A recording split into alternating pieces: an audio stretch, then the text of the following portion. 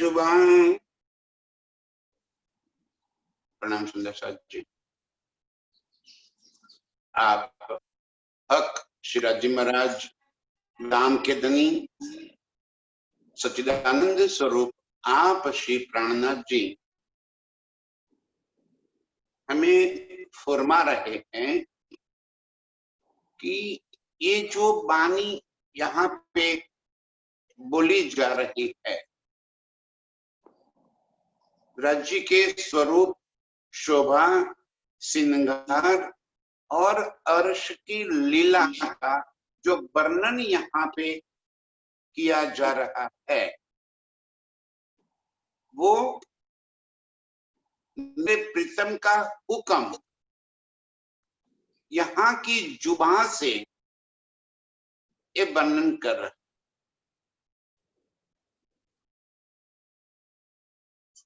हक का वर्णन करना, उसका स्वरूप, श्रृंगार, शोभा और लीला का वर्णन इस खेल के अंदर करना एक असंभव बात है। और इसी काम को स्वयं धनी के सिवा और कोई नहीं कर सकता। इसीलिए धनी जी ही स्वयं खुदा ही अपने स्वरूप का वर्णन इस खेल में अपने हुक्म के द्वारा यहाँ की जुबान से करवा रहे। उनके हुक्म के सिवा यहाँ पे हक के स्वरूप का वर्णन कोई और नहीं कर सकता। ये खूबी कही ना जाए। राज्य के शोभा का वर्णन, उनकी खूबियां, एक एक अंग के अंदर जो शोभा पड़ी है, जो भाव पड़े हैं, जो गुण पड़े हैं, वो बातें यहाँ पे कोई और कह ही नहीं सकता। आज तक कई बड़े बड़े इस संसार के अंदर हो गए। दुनिया में कई तरह का ज्ञान भी आ चुका, वेद भी आए, कुरान और संहिताएं भी आ गई, भागवत आया, कुरान और बाइबल। कोई खुदा की सूरत का वर्णन नहीं कर पाए। आज ये सारी खूबियां हम रूहों को धनी जी बता रहे हैं। अपने सूरत की शोभा और एक एक गुण को हमें बता रहे हैं। एक उनके हुक्म के सिवा और कोई नहीं कर सकता। और उनका हुक्म भी यहाँ पे ये वर्णन क्यों कर रहा है? हे कहे बिना भी ना बने, बिन कहे रूह बिल खाए। ये बिना बताए अर्श की रूहों की जो सुरता इस खेल के अंदर आई है, वो कैसे अपने प्रीतम के स्वरूप को देख पाएगी? बिना इल्म ईमान नहीं आएगा और ईमान के बिना इश्क नहीं होगा, और इश्क के बिना हक स्वरूप की ये जो बारीकियां हैं कोई जान नहीं सकता। इस वास्ते धनी का हुक्म इस संसार के अंदर इस शब्दों में शब्दातीत को लेकर आए। यहाँ की जुबान माने कि यहाँ की शब्द, हुक्म कहवत इन जुबा माने इस संसार में प्रचलित शब्द। यहाँ के शब्दों में हक का वर्णन हो रहा है। जो शब्दातीत है उनको शब्दों में बयां किया जा रहा है। क्यों? ताकि हम आशिक रूपों को अपने प्रीतम का स्वरूप, लीला, ये सारी बातें समझ में आए। जब तक आशिक रूह को ये सुख नहीं मिलता तब तक वो यहाँ पे बिलखाती है। बिलखाती माने कि तड़पती है। अपने प्रीतम का सुख पाने के लिए आशिक रूह यहाँ पे पल पल तड़पती रहती है। और इस वास्ते हम आशिक रूहों को इस सुख देने के वास्ते धनी का हुक्म यहाँ पे किसी भी तन को धारण करके अपने स्वरूप का वर्णन यहाँ के शब्दों में बता रहे हैं। आशिक रूह चाहे फेर फेर चाहे, एक ही बात, एक ही चाहत उसके दिल में बसी है अपने प्रीतम को मिलने की। आशिक को और कुछ चाहिए ही नहीं। आशिक अपने माशूक के सिवा और कोई चाहत दिल में रख ही नहीं पाएगी। यही तो आशिक के लक्षण है। चाहे चाहे वो तृपित ही नहीं होगी, उसकी प्यास कभी बुझेगी ही नहीं। एक ही चाहत रहेगी अपने प्रीतम के स्वरूप को अपने दिल में बसाकर उसी के सुख में दलितघात हो जाना, उसी के सुख में डूब जाना, उसी मस्ती में मस्त हो जाना। आशिक रूह की बस यही तो एक चाहत। आशिक और माशुक यही तो नाता है हमारा। आशिक रूह अपने माशुक के सिवा, अपने प्रियतम के सिवा और कोई चीज उसके दिल में चाहत ही नहीं होती। और जब तक ये सुख नहीं मिलता तब तक वो तड़पती रहती। उसके जीव के जीवन तो यही तो उसके दिल की लज्जत है। खेल के अंदर सुरता आ तो गई, लेकिन एक खेल की पहचान होने के बाद एक खेल उसको आकर्षित नहीं कर सकता। ये संसार, ये माया, ये उसे पता चल गया कि ये इसकी वास्तविकता नहीं है। मेरा प्रीतम ही मेरा मूल स्वरूप।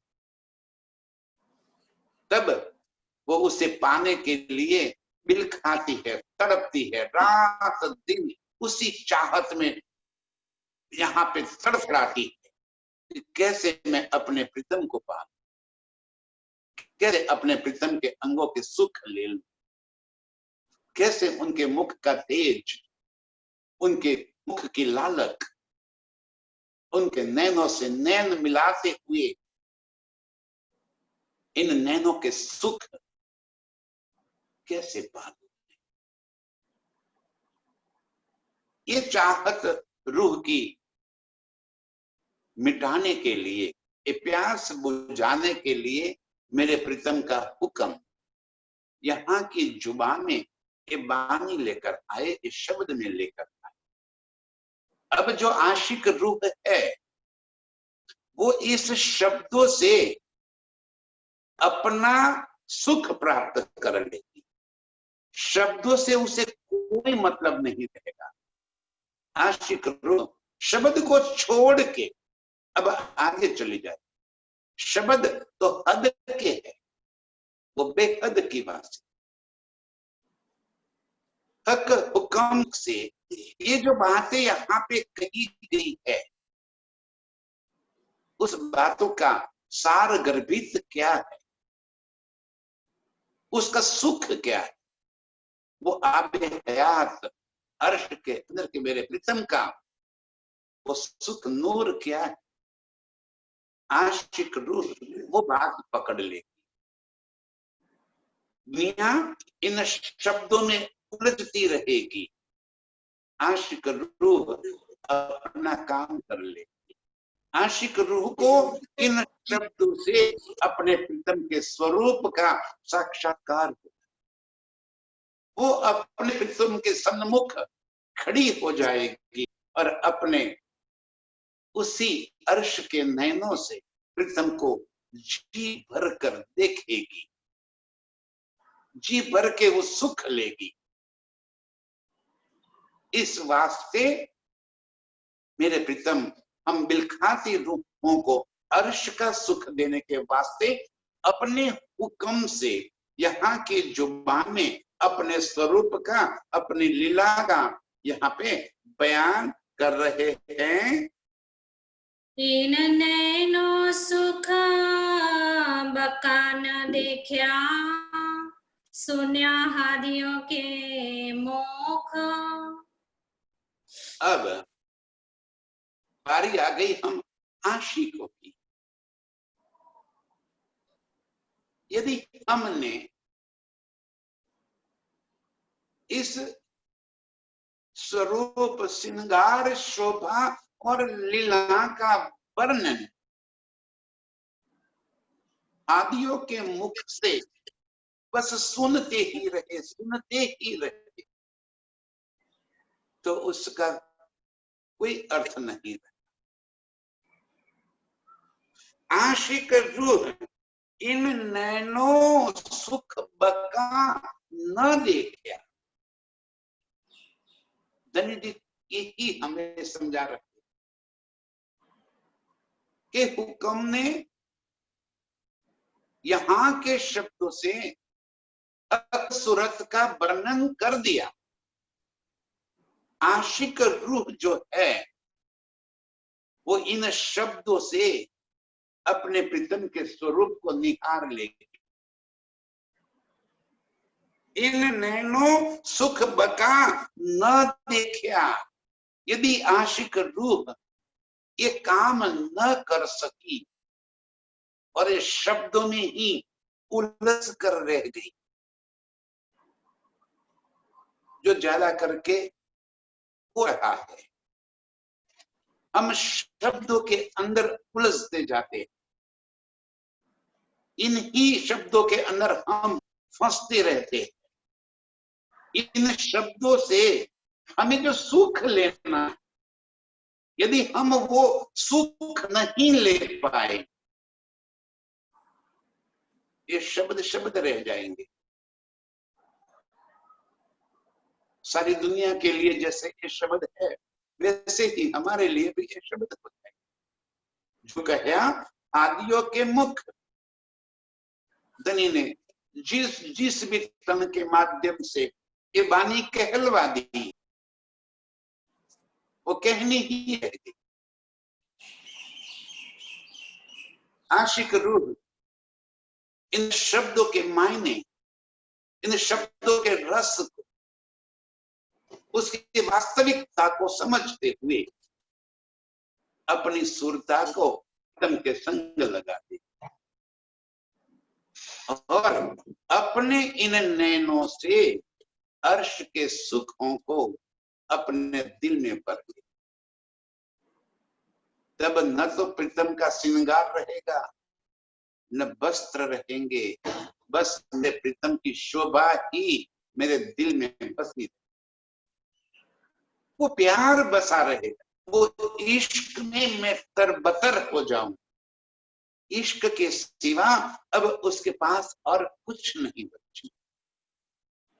ये सुख है अर्श, जो तड़पती रूहों के वास्ते मेरे प्रीतम लेकर आए। अब हम रूहों को यही तो करना है कि जो कही सुनी बातें हैं उससे आगे निकल, शब्दों के मायनों में उलझने से भी बेहतर आगे अपने प्रीतम के संग अपनी सुरता को लगा देनी, इस सुख को आत्मसात कर लेना है। आत्म की नजरों से प्रीतम के इस सुख को दिल में बसा लेना है। यही तो आत्म जागृति। खामोशी तब तो हटेगी, तब रूह को वो सुख जो मिलना है वो सुख वो प्राप्त कर लेगी। सुनी बानी जुबा कह ना सके, जुबा कहे देखा सुख। सुनी बानी जुबा कह न सके। यदि आदियों के मुख से सुनी हुई बातें, उन शब्दों को हम शब्द के स्वरूप में पकड़ लेंगे, अर्श के मेरे सूरत का वर्णन कैसे आएगी? क्योंकि सुनी हुई बातों में और शब्दों में उलझ गई, वो श्रृंगार में उलझ गई, वो परम नाम के 25 पक्षों के अंदर उलझ गई। जब वो सुख उसके नैनों में बस गया तो सारी उलझने मिट गई। अब मैं प्रीतम, मैं और तू, तू और मैं, और कुछ बचा ही नहीं। बस एक हादी आपके सिवा और कुछ। के सारे स्वरूप, सारे गुण, सारी लीला हमारे दिल में बसती जाए, तब हमें समझ में आएगा कि प्रीतम के मुख के एक एक अंग के अंदर कितना गुण, कितना सुख भरा पड़ा। और इस सुख को हमें लेना। आदियों ने जो बातें बता दी, वो जो उन्होंने देखा वो कह दिया।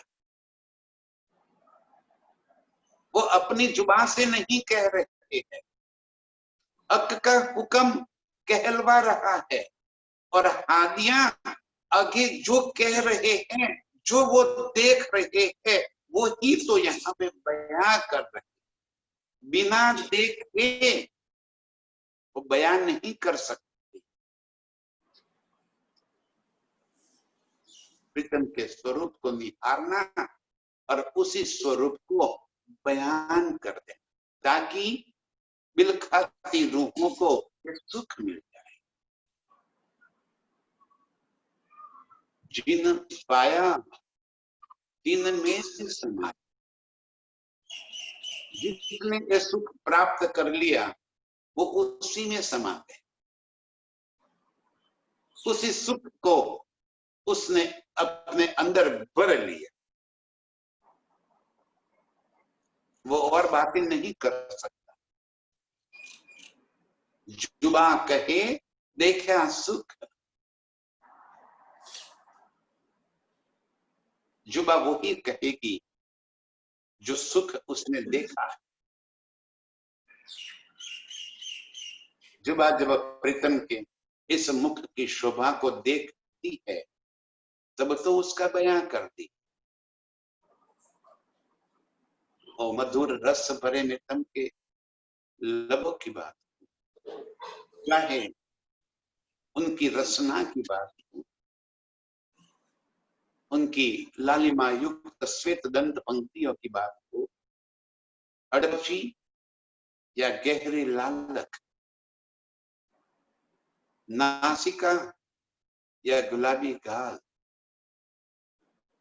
मेरे प्रीतम के नैन, उस नैनों में दिखाई देने वाली मेरी सूरत, उस नैनों से बहते हुए इश्क के रस,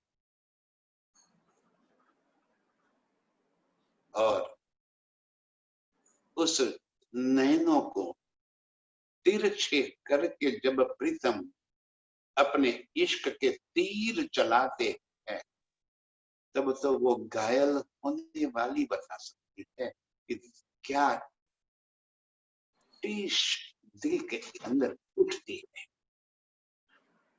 क्या तड़प दिल के अंदर उठ जाती है जब मेरे प्रीतम नैन झपकाते हुए हमारी ओर अपने इश्क का निमंत्रण कर रहे हैं। तब आशिक ही जाने वो कैसे उस निमंत्रण को देखती ही पूरे वेग से प्रीतम के अंदर समा जाती है। वो आशिक रूह जाती, जुबा कहे देखा सुख,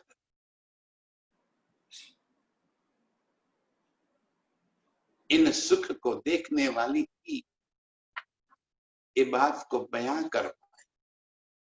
यहां शब्द शब्द नहीं रहेगा, अब ये शब्द अपार सुख और लज्जत में परिवर्तित हो जाए और ये बातें बयां भी धन्य के हुक्म से ही होती है और इस वास्ते होती है कि तड़पती हुई मेरे अर्श की रूहों को ये सुख मिलता है। तड़पती हुई ये आशिक रूहें अपने प्रीतम का सुख प्राप्त करती,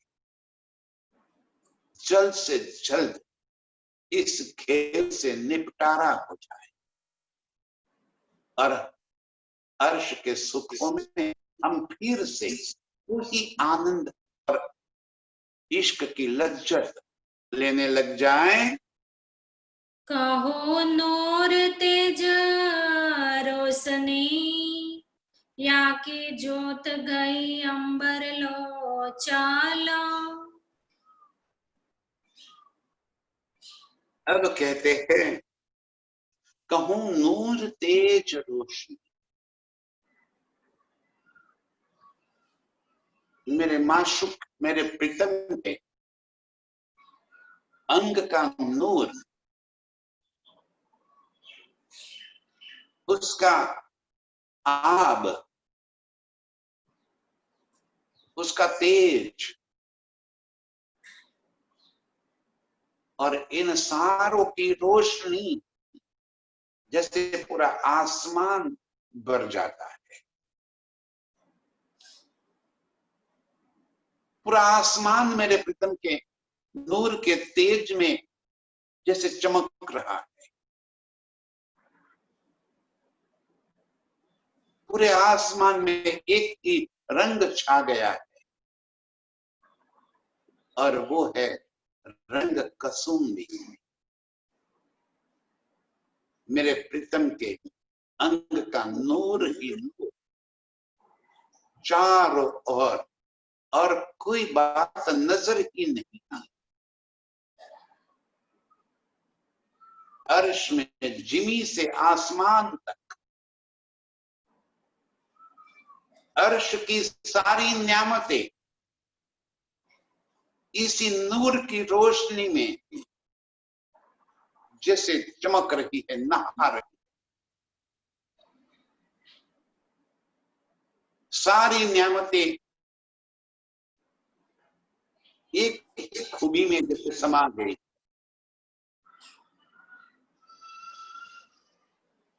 अंग अंग से जो नूर झलक रहा है और उसी नूर की रोशनी में अर्श की खुली खुशहाली को, पशु पंछी वन मोहलाते, जल वायु जिनी, हर चीज मेरे प्रीतम की रोशनी में ही झलक। चारों तरफ ये नूर ही नूर झलक रहा है, पूरा आसमान उसी नूर में चमक रहा है। माहे गुण गर्भिता कई सागरा, क्यों कहे बिना अंतर बाला। और इन ही नूर की रोशनी में, इसी नूर की ज्योत में, जैसे कई गुण गर्भित सागर, अनंत गुण एक एक किरण में जैसे चमक रहे, वही शोभा का सागर, सुंदरता का सागर, मेहर का सागर, खूबियों का सागर, चंचलता का सागर, चतुराई का सागर, सुख का सागर, इश्क का सागर, कौन से गुण बाकी?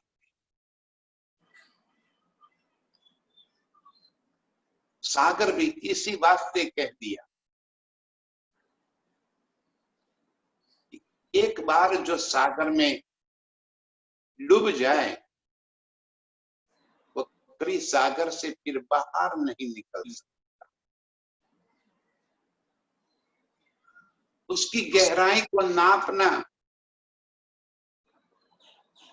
जैसे बड़ा मुश्किल, असंभव काम है, वैसे ही जो आशिक रूह प्रीतम के नूर के किसी एक गुण के अंदर डूब गई तो उस गुण से वो बाहर ही नहीं निकल सकती। इस वास्ते सागर की उपमा दे रखी है।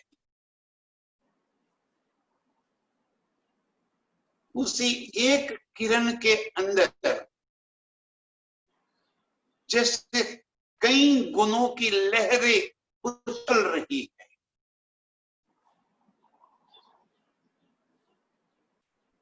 एक एक अंग की शोभा में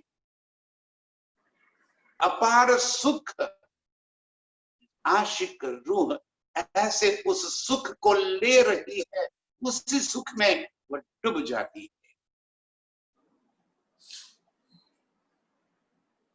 उस सागर से बाहर निकले तब तो कहीं और नजर पड़ जाए, कहीं और सुख ले पाए। वो एक ही गुण के अंदर, उसके अंदर उठने वाले कई अनंत गुणों के तरंग, जैसे सागर में बड़ी बड़ी लहरें उठती, ऐसे ही मेरे प्रीतम के मुख के नूर के इन तेज की एक एक किरण और उस किरण के अंदर उठने वाली अनंत तरंगे कई सुखों का एहसास कराती। आशिक रूह जो एक बार इस सुख में बस जाए, वो इन सागरों से कैसे बाहर निकल सके, कैसे वो अपने होशो हवास को कायम रख सके।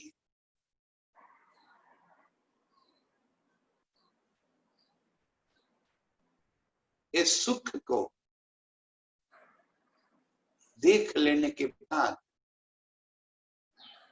कहां होश रहेगा। आशिक रूह इन ही नूर के अनंत किरणों में डूबी रहती हैं। किन विद कहो मोखा मांडनी, कहो सनकुली के सुख पूंजा। किस तरह से मैं मेरे प्रीतम के मुख के अंगों का वर्णन करूं।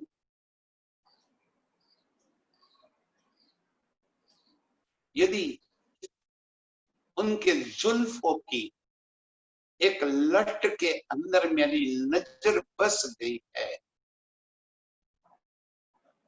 तो वो जुल्फों की एक लट ही इतने सुख देने वाली है कि आशिक रूह वहां से निकस ही न सके।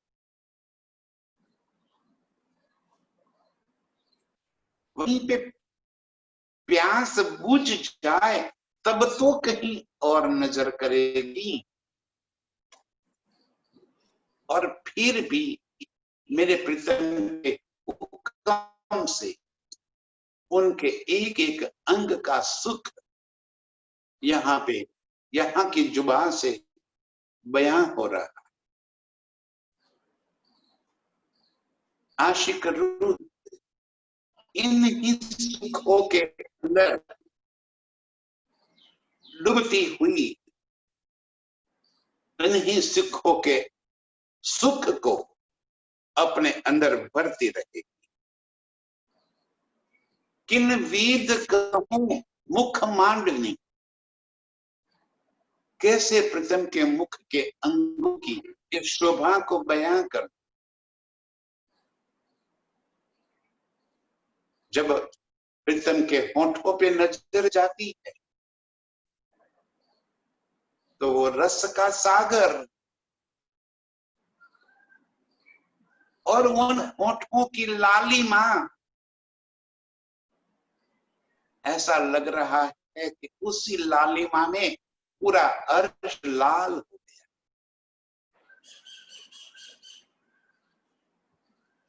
परनाम की एक एक चीज उसी लाल की लालक में ऐसे डूब गई कि चारों तरफ लालक ही छा गई। और रस, वो सुख के अंदर आशिक रूह इतनी मस्त हो जाती है कि जब प्रीतम के होंठ कुछ कहने के लिए हिलते भी है, आशिक के दिल के अंदर भूचाल जैसे आ जाता। प्रीतम के लबों से यदि प्रीतम कहीं थोड़ा सा भी इशारा कर दे, आशिक रूह इसी इशारों को समझते हुए इन इशारों के सुख में डूब जाती है। कह दिया धनी कि किन विध कहूं मुख मांडनी, कौन से शब्दों से प्रीतम के मुख के एक एक अंग का मैं बयान कर दूं। कहां से लाऊं वो शब्द, उसकी तुलना करने के लिए कोई चीज तो होनी चाहिए। होठों की लालक बोल दिया तो हमने यहाँ पे लाल रंग नजर में आ जाए। वो लालक कैसी है, वो शब्द में तो आ नहीं सकती। कैसे बताऊं मैं आपको।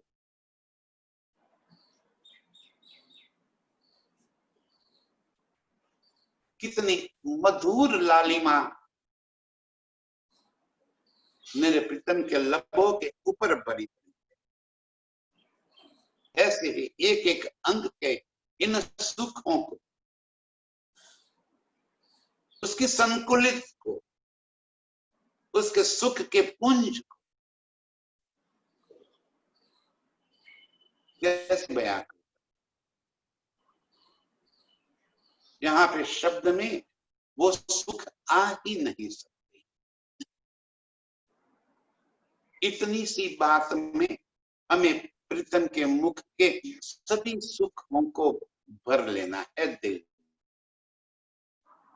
और यदि कहीं एक अंग में हमारी नजर अटक गई, उसी के सुख में, उसी के आनंद में यदि हम डूब गए और कोई सुख की कामना भी नहीं रही। मेरे प्रीतम के एक एक अंग के अंदर सभी गुण समाये हुए, सभी अंगों के सुख समाये हुए। बस हमें तो उसी सुख को दिल में भरकर उसी की मस्ती में डूब जाना। आशिक रूह जब तक अपने नैनों से इस सुख को नहीं देख पाएगी तब तक तृप्त कैसे हो। इस वास्ते वो बिल खाती तड़पती है। और मेरे प्रीतम का हुक्म इस वास्ते हमें ये सुख दे रहा है कि इन तड़पती हुई रूहों को सुख मिल जाए।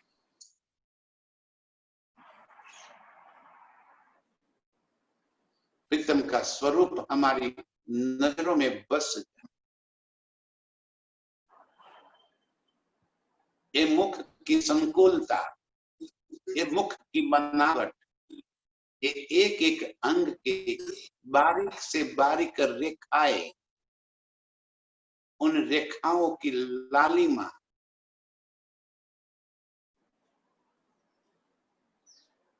उसी के अंदर आशिक रूह गलतान हो जाए। के कहो आनंद सागरा पुरना, गरुआ गंभीर नूर गंज। कैसा है मेरे प्रीतम का मुख का नूर,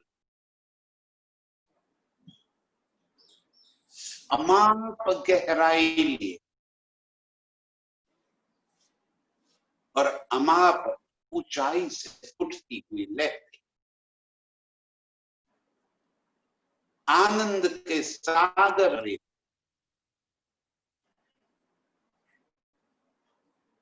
और उस सागर में उठने वाली अनंत लहरें अनंत प्रकार के सुख देने वाली।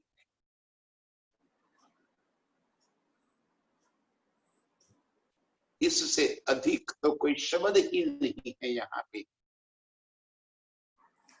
कहना चाहे तो भी कैसे कह सकते। हुक्म भी यहीं पे लड़ खड़ा जाता है। इसके आगे कोई शब्द ही नहीं कि कहूं आनंद सागर पूरन। इश्क का सागर है, इश्क का आनंद ही तो आनंद आएगा।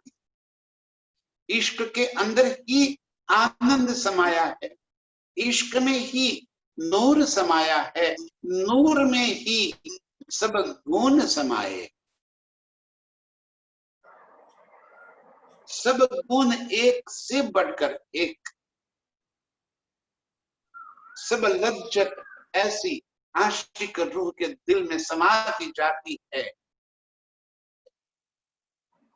ये लज्जत ही आशिक रूह को प्रीतम के और खींच के रखी है। ऐसे वो नूर का सागर अपार आनंद से भरा हुआ, गहरा, गंभीर और नूर सा मेरे मुख के, प्रीतम के मुख के ऊपर जो नूर चमक रहा है, अंग अंग से जो इश्क टपक रहा है, वो इश्क की एक बूंद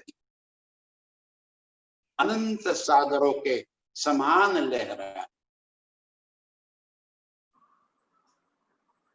आशिक रूह की तड़प है अपने माशूक के मुख के एक एक सुख को पाने के लिए। आशिक हमेशा तड़पती रहती है। और मेरे माशूक कई प्रकार से हम रूहों को सुख भी दे रहे।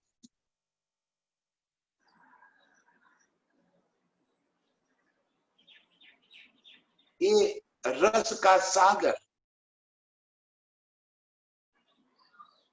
हम रूहों के अंदर ऐसे बस जाता है जैसे कोई गर्म तवे के ऊपर पानी की 2 बूंद गिर जाए, एक पल के अंदर भाप बन जाए। मेरे प्रीतम के अंगों का ये रस मेरे तड़पते हुए दिल के ऊपर जब पड़ जाते हैं तो उसकी भाप, उसकी सुगंध मेरी रग रग में समा जाती है। उसका नशा दिल और दिमाग में छा जाता है। ऐसे मेरे प्रीतम के मुख की मांडनी, उसकी संकुलता, उसका नूर, उसकी शोभा, उसका रस आशिक रूह जाने इस सुख को पीने वाली जाने कितना मधुर ये रस भरा पड़ा है। हे सागर स्वरूपी मुखा मासुका कई खूबी खुशाली अनेक। ये सागर स्वरूपी मुख माशुक, मेरे माशुक, मेरे प्रीतम, उनके मुख को सागर की उपमा दे रखी है। इस वास्ते कि सागर की गहराई, सागर की गंभीरता, सागर के अंदर उठते हुए अनंत अनंत लहरें,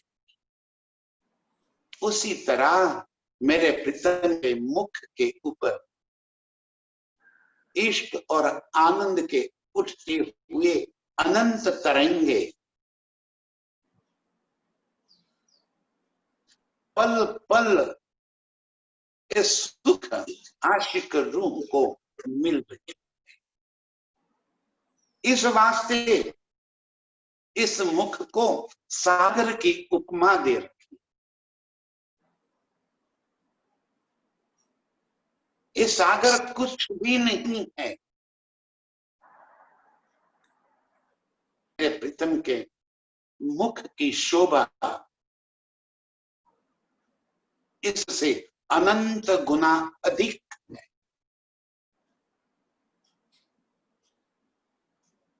हम रूहों को बस समझाने के वास्ते ये सागर की उपमा दे रखी है। उस मुख के अंदर कई खूबी खुशहाली भरी पड़ी है। आशिक रूह के नजर में अपने माशुक के मुख के सिवा और कुछ हो ही नहीं सकता।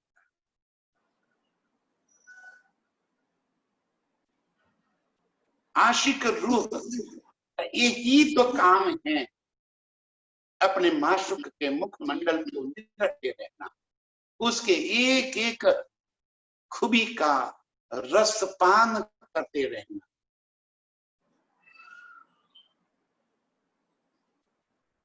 माशुक के मुख के अनंत भावों को पीना, यही तो आशिक रूह का काम है। और ये तो मेरे प्रीतम अनंत सुखों के सागर, ऐसे मेरे प्रीतम के मुख को निरखते निरखते निरखते आशिक रूह कभी भी नहीं अगाती।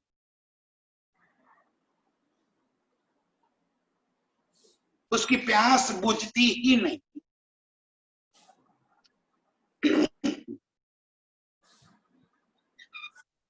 जैसे नशा करने वाले का एक हाल होता है कि और अधिक नशा करूं और अधिक नशा करूं, जब तक अपने होश न गंवा दे। आशिक रूहों की यही हालत है। प्रीतम के मुख के इस रस को तब तक पीती रहूं, पीती रहूं, पीती रहूं, जब तक होश न गंवा। ये मेरे प्रीतम के मुख के ऊपर अनंत आनंद और सुख का सागरे लहरा रहे हैं। काई रंग तरंगा किरने उठे, ए वे ही जाने गिनती विवेका। उसी मुख के ऊपर कई रंग की तरंग किरणें उठी।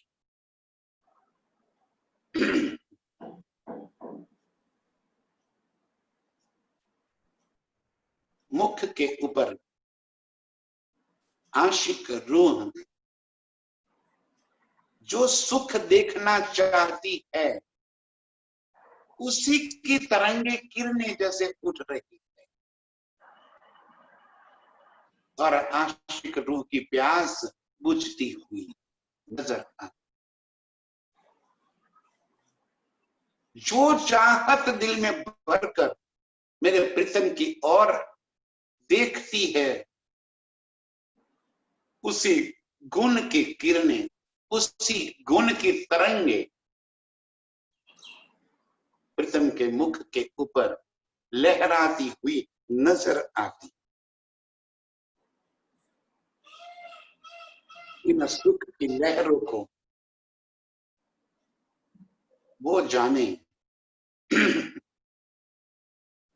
जो इस मुख को देखती है,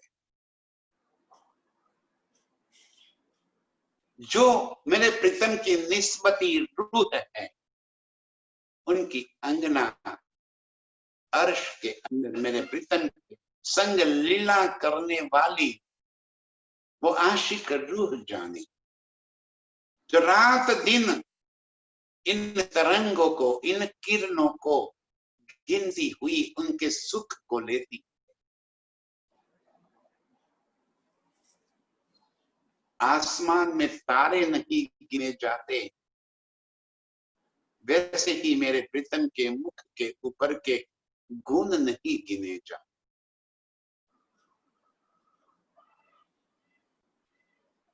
एक एक गुण के अंदर अनंत तरंगे, अनंत गुण लेकर जैसे आसमान तक उठ रही है। एक से अधिक एक, जहां भी नजर पड़ जाए अधिक से अधिक सुख मिलते जाते। इस सुख लेने वाली रूह जाने कि मेरे प्रीतम के मुख का नूर, उसके अनंत गुण क्या सुख दे रहे हैं। और इन्हीं रूहों के वास्ते जली का हुक्म ये बयां कर रहा है, ये बता रहा है। वो सुख लेने वाली रूहें जो खेल में उलझ गई है, उन्हीं के वास्ते सुख मेरे प्रीतम लेकर आए, ताकि वो आशिक रूहें अपनी सुरता को फिर प्रीतम की ओर जोड़ते हुए इस मुख के नूर को, इस मुख के नूर के गुणों को, इन गुणों के सुख को, उसके आनंद को अपने दिल के अंदर बसा। ये मस्ती चढ़ जाए प्रीतम की, और आशिक रूह कभी भी इन सुख से भी बाहर निकल नहीं सकती। वो आशिक रूह जाने जो इस सुख को ले रही है। इन मोख सागर में कई सागर, सुख आनंद अपार। इन मोख सागर में कई सागर,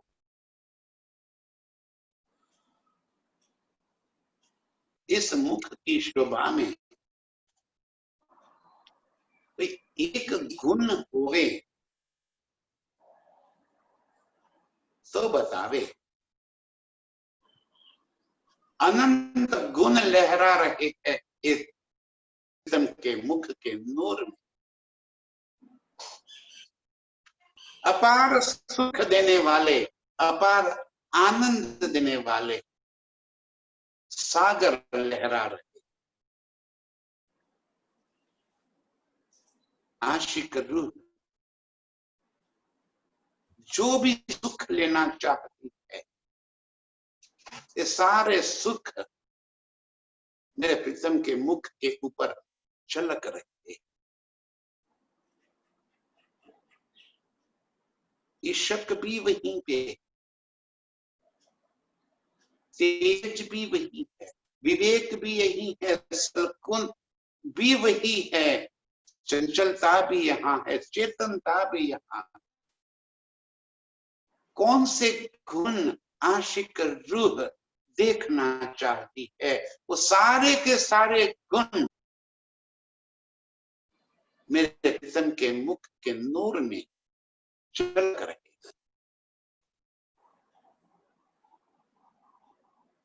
और जैसे सुख के सागरों में झिलती हुई आशिक रूहें इन सुखों को अपने दिल में भरती जाती।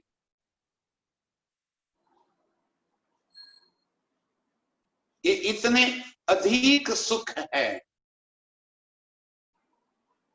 कि जिसका कोई वार न पा। ये सुख लेने वाली जाने और एक जाने वो सुख देने वाला।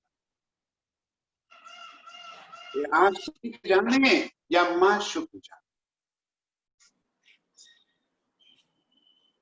और कौन जाने कि इस मुख में क्या सुख भरा पड़ा है। कई सागर सुख सलुकिया, माहे कई गंज पार अंबार। कई सागर सलूकिया, बार बार मेरे प्रीतम की बात बता रहे कि ये सुख का अधिकता यहाँ पे कैसे भी नहीं कह सकते। ये सुख की सलूकियां, इसकी सुंदरता, उसका आनंद, इसका शोभा, उसका रस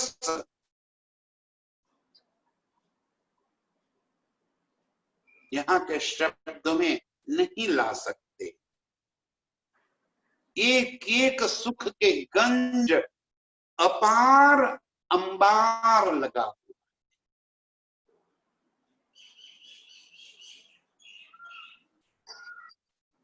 इतना ही कह सकते हैं, आशिक रूह के तड़प को मिटाने वाली मेरे माशुक के मुख की ये रेखाएं, एक अदाएं, एक कलाएं इतने गुण से भरी पड़ी है। आशिक रूह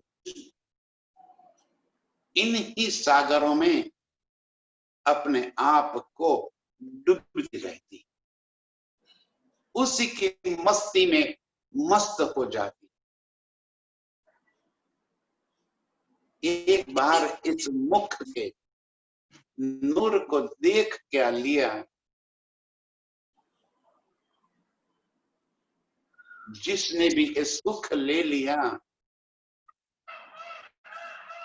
इस सुख से वो बाहर ही नहीं आ सकता।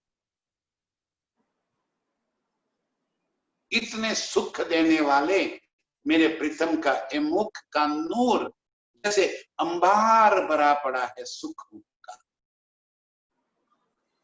गंजान गंज सुख इन मुख के अंदर भरा,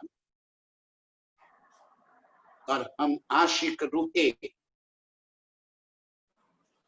इन्हीं सुखों को आत्मसात करते, रात दिन उसी के अंदर हम खिलते रहते हैं, उसी सुख को हम खेलते रहते हैं और उसी की मस्ती में मस्त होते हुए प्रीतम का रस पी रहे हैं।